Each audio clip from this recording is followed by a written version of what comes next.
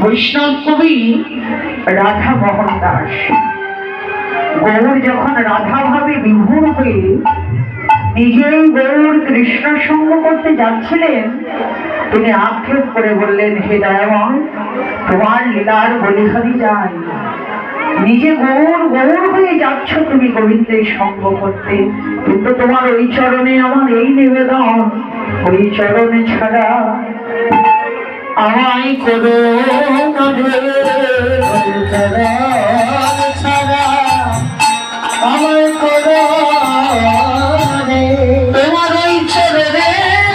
স্মরণ নাও, ওই চরণে ছাড়া